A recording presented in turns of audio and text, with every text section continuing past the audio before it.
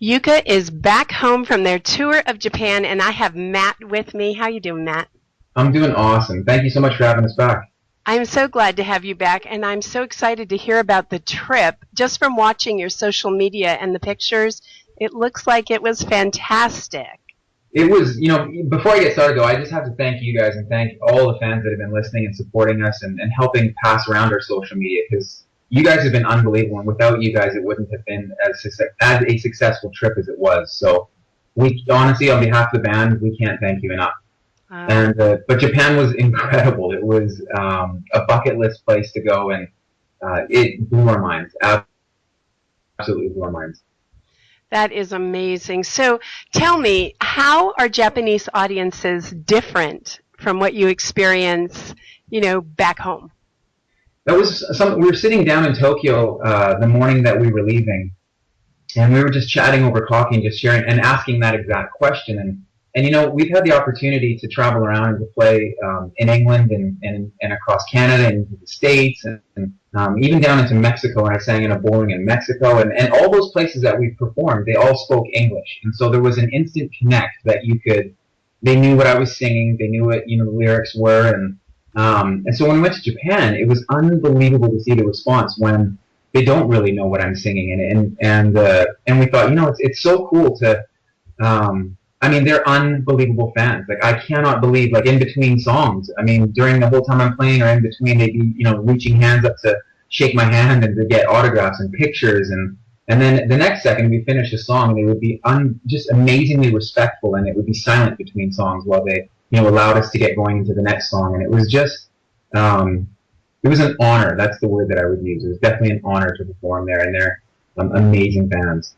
That is fascinating, and it is interesting to see cultural differences and the respect factor that you mentioned, which we know the Japanese people are so well known for their respect, and that's Exactly. really cool that you see that even at a rock concert. Yeah, it's before one of the shows we had a band meeting in the club, and we've never had band meetings at clubs when we play, and so we're like, this is kind of exciting. Like, so we got out of the green room and we went and stood together on the floor with the band meeting, and all the bands came out and we all stood in our bands in a circle, and there was like a ceremony where we were able to introduce each other and exchange with honor. That's a huge thing, is exchanging a piece of you, which is your music, and that was a huge eye-opener for us because it's something that we had never, ever experienced before with any of the bands we've ever toured on. It's very much like sports. It's very competitive. Who's going to be the best? Who's going to draw the biggest fans? And who's going to, it's always competitive. And when we got there, there was a mutual respect for the art and for the music. And it was incredible. I mean, have you ever heard anything like that before? Like, No, I've no, never, we've never experienced. It just left us speechless and left us just like with tingling. We're just getting tingling all over our body, just being like, this is amazing. yeah, that's how it would feel to me. I think it would just be like I was having an experience that was one of a kind. It Goosebumps. is. Yeah, absolutely. It's a bit surreal. Like when even when we got home, it still really hadn't sunk in what we had just done.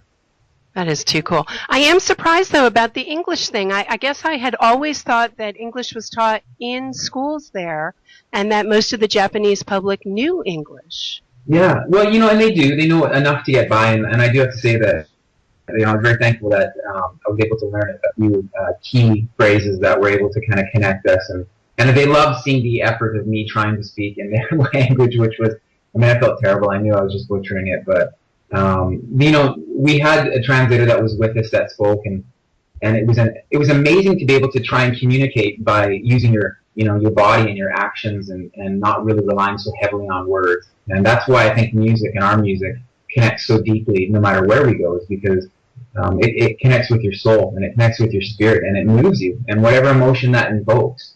It was a massive hit in Japan, and that's why we're going back.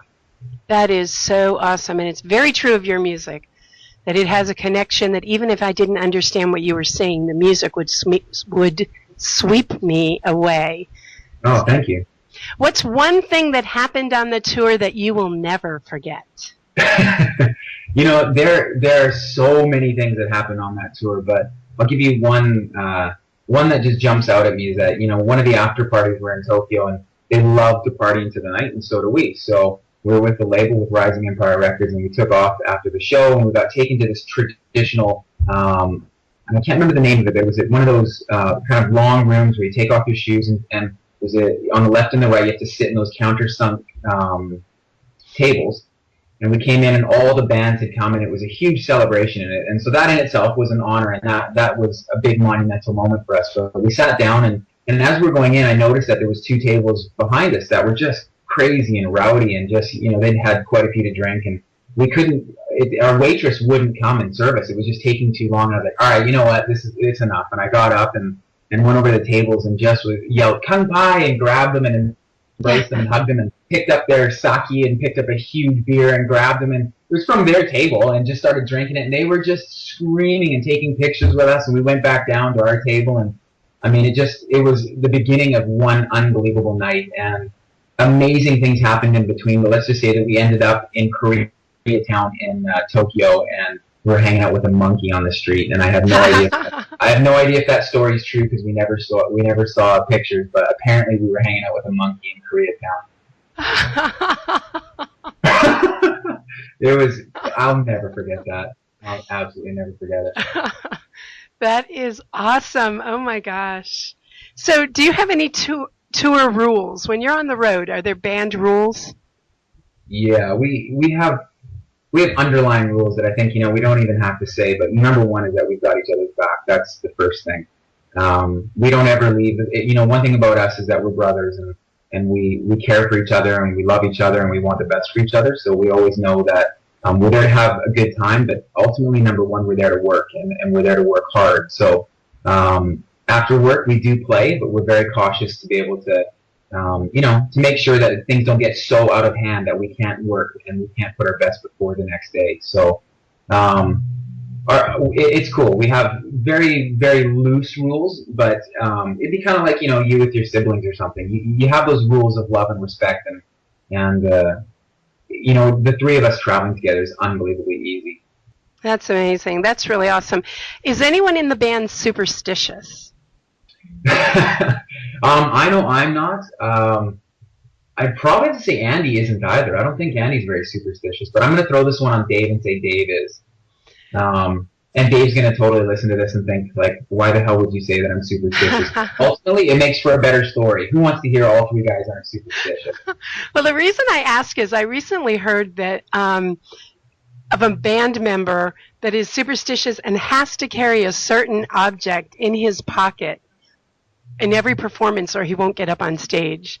Seriously? And so I started wondering, I wonder if that happens in all bands, or has to play with a certain pick, or has to be in a certain location. I've started hearing all these different superstitions. Has to eat a certain meal before going on stage. And I thought, wow, I wonder if that is true of a lot of bands. So I have heard of some people with superstitions like that, but I think, like, for us, it's kind of, when we tour there, we show up with our pedals and our guitars, but, they provide backline. So anyone that knows me knows how picky I am and how picky we are as a band with the gear that we play on. So if you are superstitious about things, you'd think that it would be about using your own gear and being very selective with the tone that you've just spent hours creating. And but you get over it very quickly when you realize that, is your performance, like, based on your gear, or is it based on your heart and your soul and what you pour into it? And if everything has to be perfect every time, then it's not a situation that we want to allow ourselves to be in. When we get on stage, we create that luck. We create that perfect storm, the perfect place to be. And I do have to say, though, when it comes to things, I had to part with something on this trip that was really difficult, and the guys kind of laughed at me because they didn't get it. But I had this stupid pair of scissors that I had traveled with, since I was probably in grade 10. And I had made it all around the world. Anywhere that I've lived or traveled, they've come with me. And on this trip, they forced me to throw them away at security at the airport. Oh, no. That was, it's funny that, like, I had a really hard time with it. And in fact, I'll share one little quick story with you. That we're going through Okinawa back to Tokyo, and I had the scissors, and they called me on it because they saw it on the X-ray, and they said, "Well, what are these?" And I was like, "Well, it's pretty obvious. They're scissors." And I was like, honestly, these things have been with me through everything. Like, I know it's cheesy and I know they're scissors, but they cut through everything. And when do you find a pair of scissors that cut through everything? And the lady felt so bad for me. She leans in, and this is the security guard, and I was like, wow, this is. She just turns to me and she goes, just don't pull them out on the flight. Oh, how cool. And I went, oh my goodness, you're incredible. Then I ended up losing them anyways later when we went back. But That is pretty cool. don't lose them on the flight. I was like, wow, security is incredible. That is awesome. Since I last talked to you, you put out an album and you debuted 2 singles. And it's Yeah. only been like 4 weeks. We're busy. You are the busiest guys I know. Yeah, no, I mean, it's one of the things that we've prided ourselves in is being a very, very hard-working band. And so we haven't actually, the album's coming out in October. So Okay. anybody that's listening, get excited. This is the best work that we have ever put out in our life, and we are so excited about this album, and it's coming out in October. It's going to be followed with us going back to Japan to be able to tour it. So we did just release 2 singles, though, and those singles are Skeletal Desires and another single called Give Up My Ghosts, and they're both available at yuca.ca, so yuca.ca, and they're free. Or if you want, you can drop us a dime, give us some money for some of our music. But ultimately, we want you guys to love the music and to listen to it, so it's there and it's available. And come out to the live shows. Are you going to be anywhere in North America in the next few months? Yeah, just as we were chatting, I looked down at my phone and the record label had texted me and was talking to us about, they asked about Toronto and going down the East Coast into the States. So yes, apparently as of 3 minutes ago, there's plans for that. So yeah, we're looking forward to it. And it's, I mean, with the hype of New Driven Radio and being able to, see how many fans we do have on the East Coast, it's something that we have to go to the fans. We have to go play where you guys love us. So I'd love to get out there and perform out where you guys are. That is awesome. That is really exciting. So it's yuca.ca, yuca.ca. That's perfect. So the website can find everything about you there. You're heading back to Japan in October for an extended tour this time. That's right, yes. This trip to Japan was just unbelievably monumental, and it was, laying the groundwork for what's going to come for the future for YUCA. And so being able to, be in Okinawa and to see where in October we're going to be playing a festival out there called Rocktoberfest. And, here they are showing us that the stage is just massive, and there's about 10,000 people that come out, and you're playing on the beach, and they stare at the stage, and behind you is this tropical water with the ocean. It's just unbelievable. And we're excited. We're very, very excited. Not only excited about being able to go back and to tour out there, but to be able to tour an album. And this album is I think it's gonna blow people away. I know it is, because your music blows me away. Every new song that comes along is like, unbelievable. Yeah. So when I talked to you last time, I asked you, up to that point, what was the most amazing experience you'd had in the band? And you told me you thought that moment would be when you first stepped off the plane in Japan. Yeah. Was that accurate? It was accurate, for sure. Yeah. How many times in your life can you say that you've been left speechless and you've kind of been left in awe? And it doesn't happen often, but those things that do happen in your life, they're memories, and they're little pieces of your heart that just get, I'm going to get shivers just thinking about it right now, because it was one of those things that, to turn and to see Dave on my left and Andy on my right, it made me so proud, just unbelievably proud of all the hard work that we put in, that people really did love us. Yeah.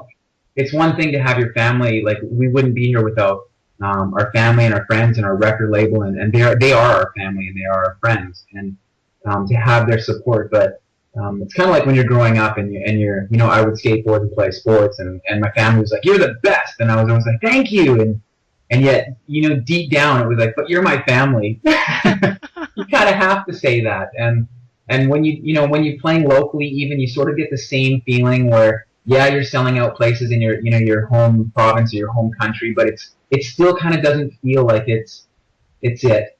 And then when we went to Japan and we stepped off that plane, and it was like, we're here, and this is an accomplishment that a lot of bands don't ever get in their life. And to be able to pack out each show and to blow people away, and to have a demand now that our emails just go flooding with people wanting us to play in Japan, that we have something special, and I just was unbelievably proud of the guys. That is awesome, and I'm so happy for you guys. Thank And you. I know that it was, you went over there and you played your hearts out. I saw pictures, you partied your hearts out, and then you Yeah, came back and you jumped right into the celebration for Canada Day. that's right. And so hopefully you've had a little time to catch up on your sleep.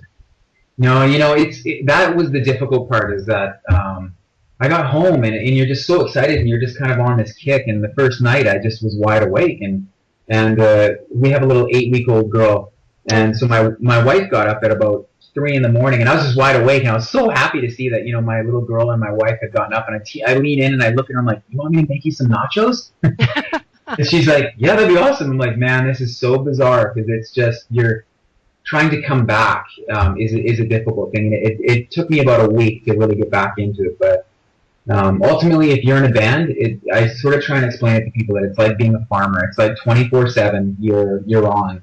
And if you're not, then you're not serious about it. Wow, that is so cool. What's your little girl's name? Her name is Emma Sparrow. Wonderful. Well, congratulations on being a daddy. Oh, it's incredible.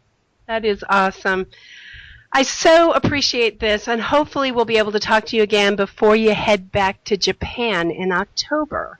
That'd be fantastic. And also, let us know about that tour. Yeah. No, we'll let you know absolutely everything about all the details. Everything can be available through our Facebook page, through following us on Twitter, through our website, any social media. We're as active as we can on there. We love to engage, so send us notes, send us messages, ask us questions.